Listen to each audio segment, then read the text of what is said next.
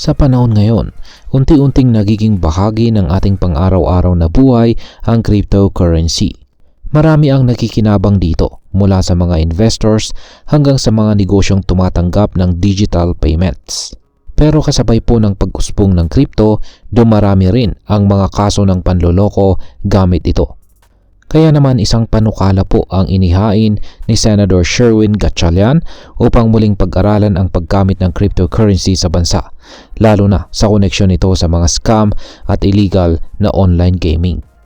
Kaya sa video na ito ay pag-uusapan po natin kung ano po ang ibig sabihin ng panukalang ito, bakit po ito isinusulong at ano ang maaaring maging epekto nito para sa atin bilang mga Pinoy crypto enthusiast. Bago po tayo magpatuloy, ay nais ko lamang po munang bigyang linaw ang aking disclaimer kung saan ang nilalaman po ng video na ito ay hindi po ito isang financial advice. For education and information purposes lamang po ang layunin nito. Ngayon ay bakit po nais iparipaso ang paggamit ng cryptocurrency dito sa ating bansa?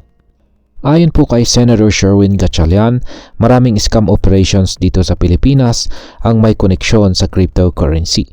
Isa sa mga pangunahing issue ay ang koneksyon po ng crypto sa Philippine Offshore Gaming Operators o POGOs na opisyal nang ipinagbawal dito sa ating bansa simula pa noong January 1, 2025. Ang mga illegal na POGO ay ginagamit bilang front o panakip sa iba pang uri ng cybercrime tulad po ng money laundering, human trafficking at online fraud. Dahil sa anonymous nature ng cryptocurrency, nagiging mahirap para sa mga otoridad na matrace ang mga illegal na transaction. Ito ang isa sa mga dahilan kung bakit nais ng senador na muling suriin ang regulasyon ng crypto dito sa ating bansa. Ano po ang mga konkretong dahilan sa likod ng panukalang ito?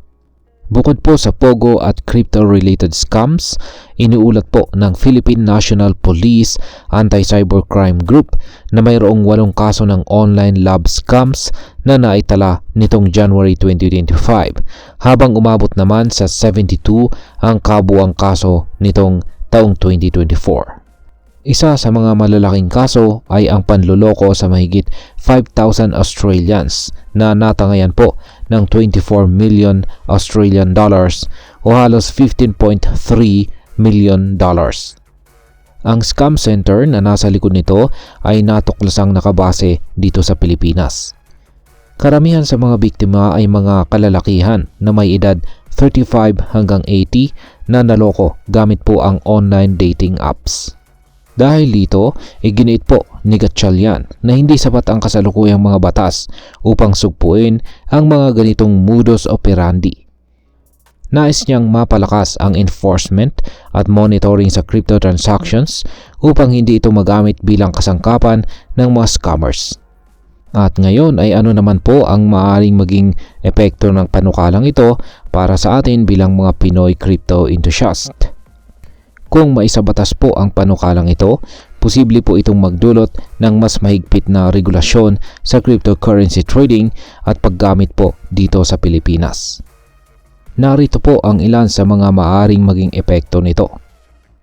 Una ay maaaring hingin sa mga crypto exchanges na magpatupad ng mas mahigpit na identity verification upang maiwasan ang paggamit ng fake identities sa illegal transactions. Pangalawa, obligahin ang mga crypto platforms na mag-report ng malalaking transaction sa gobyerno, katulad po ng ginagawa ng traditional banking system. Pangatlo, posibleng ipataw ang mas mataas na tax o regulatory fees sa crypto transactions na maaari pong makaapekto sa profitability ng traders at investors. At ang pang-apat, dahil po sa mas mahigpit na regulasyon, maaaring maapektuhan po ang operasyon ng ilang mga crypto businesses sa ating bansa. At ayan, bilang panghuli ay ano naman ang aking masasabi tungkol dito. Sa isang banda, maganda po ang layunin ng panukala at yan po ang protektahan ang publiko laban sa mga scammers at mapanatili ang seguridad sa ating financial ecosystem.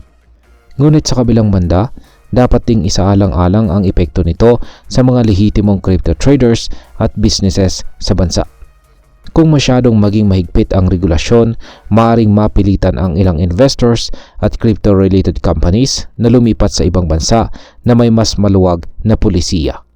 Sayang naman kung ang Pilipinas na isa sa mga bansang may lumalagong crypto adoption ay mawalan ng oportunidad dahil sa over-regulation.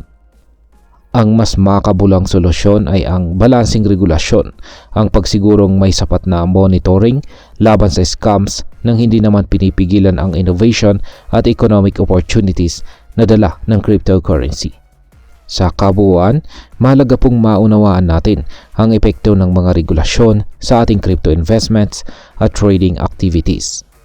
Kung nais nating maprotektahan ang ating sarili laban sa mga scam, kailangan po nating maging mapanuri sa ating mga transaction at gumamit ng mga regulated platforms. At hanggang dito na lamang po tayo sa video na ito mga ka-crypto. Sana po ay inyong nagustuhan ang aking paliwanag sa video na ito. Kung inyo po itong nagustuhan, pakiclick lamang po ang like button nito. Marami pong salamat sa panonood. Ingat po tayo lagi at God bless po sa ating lahat.